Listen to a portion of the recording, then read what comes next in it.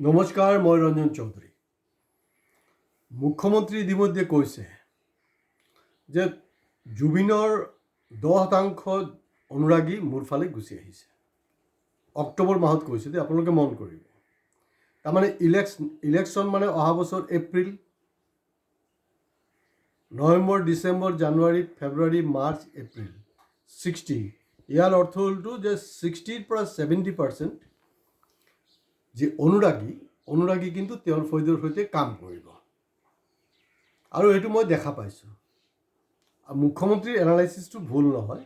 তেওঁলোকে গম পাই গ'ল যে অক্টোবৰত যেতিয়া কৈছে যে 10% আহি গৈছে মোৰ ফালে, মোৰ অনুৰাগী হৈছে, তো স্বাভাৱিকতে 60ৰ পৰা 70% অনুৰাগী তেওঁৰ ফালে কাম কৰিব 2026 ইলেকশ্যনত।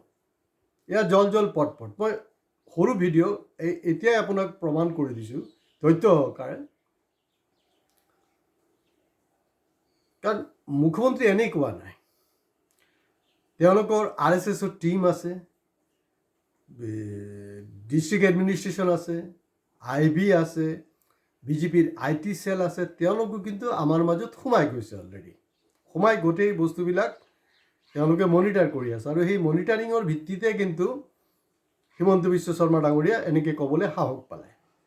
সেইটো লৈ এই মুহূৰ্তলৈকে কওকচোন বাৰু যে একজন অনুৰাগী গোটেই অসমত একজন অনুৰাগী প্ৰতিবাদ কৰিছে। আপুনি ভুল কৈ আছে। 10% নহয়, 1% নহয়, 0.1% মানুহ আমাৰ কিন্তু আপোনাৰ ফৈদত নাই, আপোনাৰ ফালে নাযায় ক'বলৈ কৈছেনে? চাওকচোন ছ'চিয়েল মিডিয়া, চাওকচোন নিউজ পেপাৰ, ক'তো নাই সেইটো। তো ইয়াৰ খেলটো কি হৈ আছে? জুবিনৰ জাষ্টিছৰ কথাটো কিন্তু মোটামুটি মই কা আন্দোলনৰ লগত ক'ৰবাত এটা মানে মিল পাই আছোঁ। কি কৰিছিলে আমাৰ মানুহবিলাক? দিল্লীত গৈ উলংগ হৈ গৈছিলে, লেংটা বাবা হৈ গৈছিলে দিল্লীত গৈ। অসমত উভতি আহি কি কৰিলে? তাহাঁতি গেৰুৱা বস্ত্ৰ পৰিধান কৰিলে। তাহাঁতক কিন্তু আপোনালোকে জুতিয়াব নোৱাৰিলে, তাহাঁতক সামাজিক বহিষ্কাৰ কৰিব নোৱাৰিলে। জুবিনৰ ভাষাত ঘণ্টা আকৌ বিজেপিক তহঁতি ভোট দিলি, মই মানা কৰা স্বত্বেও বিজেপিক আনিছ উইথ এবছলিউট মেজৰিটি। এতিয়া 10 দিনৰ দহাটো হ'ল, 11 দিনত যি ঘৰুৱা পৰ্ব আছিলে সেইটোও হ'ল, সেইটোও মোটামুটি ৰাজহুৱাকৈ হৈ গ'ল। তাৰপিছত এই যে এটা কথা নাই জানো যে অতিভক্তি চোৰৰ লক্ষণ, এই স্মৃতি তৰ্পণ, আকৌ শ্ৰাদ্ধ, আকৌ এইবিলাকতো কৰাৰ কথা নহয়। সেইবিলাকে হ'লগৈ ভণ্ড, আৰু সেই ভণ্ডখিনি কিন্তু লাহে লাহে এইটো হিমন্তৰ ফালে কনভাৰ্ট হৈ আছে। মই আজি ডাঠিকৈ কাৰণ কা আন্দোলনৰ পৰা মই দেখি আছোঁ কাৰবাৰটো মানে ক'ৰবাত না ক'ৰবাত মানে এটা মিল আছে। গোসাঁই সমাজে শ্যামকানু মহন্তৰ পৰিয়ালক, মানে মহন্ত পৰিয়ালক সামাজিক বহিষ্কাৰৰ দাবী কৰিছে। মোৰ কথাটো হ'ল অকল গোহাঁই সমাজ কেলে, গোটেই অসমৰ সমাজ বা অসমৰ যদি সঁচাকৈ যিমান অনুৰাগী আছে জুবিনৰ, তেওঁলোক অকল মহন্ত বুলি নহয়, সেই ঘটনাৰ লগত জড়িত সকলোৰে সামাজিক বহিষ্কাৰ কৰাটো বাঞ্ছনীয়। আৰু আটাইতকৈ ডাঙৰ কথাটো হ'ল যে জুবিনৰ মৃত্যুৰ পিছতো কিন্তু হিমন্ত বিশ্ব শৰ্মা ডাঙৰীয়াৰ মিটিঙত কোনো ধৰণৰ প্ৰভাৱ পৰা নাই। লাগিলে আপোনালোকে হিচাপ কৰি চাব, তাত কিন্তু আৰু মানে জনস্ৰোতটো আৰু বাঢ়িছে। তো এইটো কি হৈ আছে? জুবিনৰ ভাষাত কি ঘণ্টা হৈ আছে? আপোনালোকে চাওকচোন, এইটো কাৰবাৰটো কি হৈছে? কাৰবাৰটো এই কোনো কথা হ'ল নেকি? যদি বহিষ্কাৰ কৰিবলৈ আছে, কাৰণ মুখ্যমন্ত্ৰী যিজন নেকি ইণ্ডিয়াৰ আটাইতকৈ পাৱাৰফুল মানুহ, তেওঁ ইয়াত কি কৰি আছে? তেওঁ এতিয়ালৈকে ছিংগাপুৰলৈ কিয় যোৱা নাই? আৰু ডাঙৰ প্ৰশ্নটো হ'ল, প্ৰাক্তন মুখ্যমন্ত্ৰী সৰ্বানন্দ সোণোৱালৰ ঘনিষ্ঠ একজনে, কাৰণ আচলতে এইটো সৰ্বানন্দ সোণোৱালৰো কথা হ'ব চাগে, তেওঁ ক'বলৈ অলপ টেকনিকেল অসুবিধা আছে তেওঁলোকৰ দলৰ ফালৰ পৰা, তেওঁৰ ঘনিষ্ঠ একজনে, কাৰণ ইতিমধ্যে অলৰেডি পেপাৰে ওলাইছে, কৈছে যে SIT যে গঠন কৰা হ'ল, তাত যি প্ৰক্ৰিয়াত কাম কাজ হৈছে সেইটো সন্তুষ্ট নহয়। আৰু আন্তৰ্জাতিক এনেকুৱা কি আইন আছে? কাৰণ যিটো মই বহুত আগৰ পৰা কৈ আছোঁ, সেইকাৰণে কৈ থাকোঁ যে বন্ধুসকল, আপোনালোকে 19 ছেপ্টেম্বৰৰ পৰা মই ধাৰাবাহিক জুবিনৰ ওপৰত কৰি আছোঁ, আৰু এই মেচখন ড্ৰ হ'ব নিদিওঁ, আৰু এই মেচখন আমি জিকি দেখুৱাম। তাৰ কাৰণে আপোনালোকৰ সহযোগ দৰকাৰ। সেইটো কাৰণে মই বাৰে প্ৰতি কৈ আছোঁ যে ভিডিঅ' মেক্সিমামৰ পৰা মেক্সিমাম শ্বেয়াৰ কৰক। আমাৰ ভিডিঅ' শ্বেয়াৰ কৰাটো বহুত বাঞ্ছনীয়। মই দেখিছোঁ এই চান্সত কিন্তু বহুতে ডেন্সো কৰি আছে, ছ'চিয়েল মিডিয়াত কামাবলৈ ব্যস্ত হৈ আছে। কোনোবা দেখোন মোক কমেণ্টছ কৰিছে, মই যেতিয়া গৰিমাক লৈ কিবা প্ৰশ্ন কৰিছোঁ, মই প্ৰশ্ন কৰোঁ কিন্তু দেই, মই মোদী, ৰাহুল, আমাৰ হিমন্ত হওক, যোনে হওক, গৌৰৱ হওক, চবক মই প্ৰশ্ন কৰোঁ। যাৰ যোনটো ভেজাল আছে মই কওঁ, চিধা চিধি কথা। তো এতিয়া গৰিমাও কৈ আছে না, যোৱা 21টা দিন কেনেকুৱা মই হেৰি কৰিছোঁ মই জানো। ঠিক আছে, কিন্তু যি ডিমাণ্ডছবিলাক আহি আছে আপুনি সেইটো লাইনত কথা নাপাতে কেলে?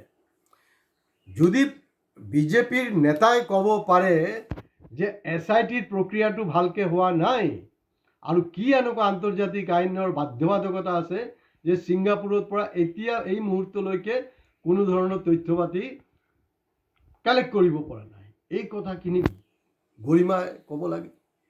গৰিমাও কোৱা উচিত। গৰিমা সেইটো লাইনত নকৈ আধ্যাত্মিক কথা পাতি কোনো লাভ নাই। হয়, যেতিয়া মই গৰিমাক ডাইৰেক্ট কুৱেশ্যন কৰোঁ, তেতিয়া মোক দেখিছোঁ, মোক কমেণ্ট বক্সত লিখিছে যে আপুনি চামকানু মানুহ হয় নেকি? ঘণ্টা, মই চামকানু মানুহ নহয়, মই কাৰো মানুহ নহয়, মই জুবিনৰ অনুৰাগী নহয়, ভণ্ড অনুৰাগী নহয়, কিন্তু মই জুবিনৰ মানুহ হয়। মই জুবিনৰ মানুহ ৰঞ্জন চৌধুৰী। সেইকাৰণে 19 তাৰিখৰ পৰাই মই জুবিনৰ লগত মোৰ কি সম্পৰ্ক, সেই তাৰ সম্পৰ্কে কিন্তু ব্যাখ্যা কৰিছোঁ।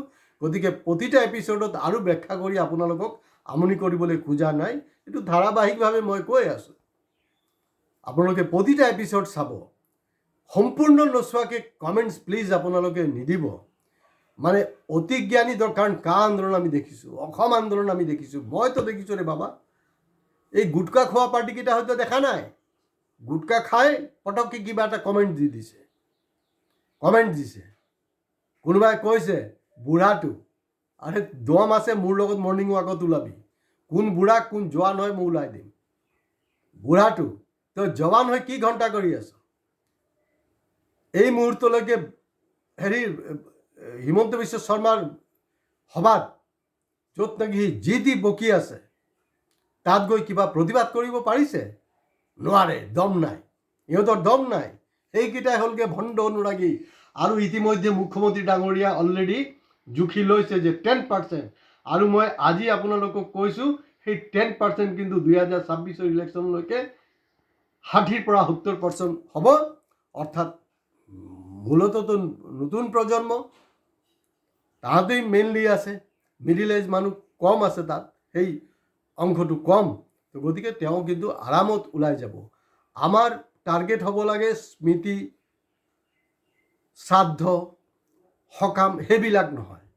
যোনটোৰ ঘোৰ বিৰোধী আছিলে জুবিন, আৰু য'তে যোনে এই ধৰণৰ অনুষ্ঠান কৰি আছে, এইটো মই স্পষ্টকৈ ক'ব বিচাৰিছোঁ, মই সকিয়নি দিব বিচৰা নাই, মই স্পষ্টকৈ ক'ব বিচাৰিছোঁ, এইকেইটাই হ'লগৈ ভণ্ড। আমি এইটো দেখা পালোঁ ছ'চিয়েল মিডিয়াৰ মতে যে জুবিন গাৰ্গক য'ত স্মৃতিত হেৰি কৰা হ'ব, তাত দেখা গৈছে যে একজন বিহাৰী বিতৰ্কিত বেপাৰীৰ বাৰ্থডে পালন কৰি আছে, আৰু তাত আমাৰ বাইদেউবিলাকো কেক খাই আছে, আৰু কোনোবাই কৈ আছে ঐ চব কেক খাই যাবি। সেইবিলাক কালচাৰত কি জুবিন বিলিভ কৰিছিলে নেকি? কেতিয়াও কৰা নাই, নকৰে। গতিকে জুবিনক লৈ ফাল্টু আপোনালোকে হেতালি নেখেলিব। আৰু যদি জাষ্টিছ বিচাৰে তেতিয়াহ'লে মুখ্যমন্ত্ৰীৰ প্ৰতিখন জনসভা আপোনালোকে বয়কট কৰক। আৰু শেষত মই এটাই ক'ম যে ডিব্ৰুগড়ত সাংবাদিক, অসম আদিত্যৰ সাংবাদিকক মই চেলুট জনাইছোঁ। এই প্ৰথমবাৰৰ পৰা দেখিছোঁ 19 ছেপ্টেম্বৰৰ পৰা আজিলৈকে একমাত্ৰ একজন সাংবাদিক অসম আদিত্যত, যোনটো ইমান এটা পেপাৰ নচলে, কিন্তু সাংবাদিকজনৰ দম আছে। সাংবাদিকজনে যি ধৰণে কুৱেশ্যন কৰিছে, মুখ্যমন্ত্ৰীৰ কিন্তু অৱস্থা একেবাৰে বেয়া কৰিছে। এইটো আমি বিচাৰি আছিলোঁ যে লিডিং যিবিলাক নিউজ পেপাৰৰ ৰিপৰ্টাৰ আছে তেওঁলোক কৰিব লাগে, কিন্তু নহয়, তেওঁলোক কৰা নাই।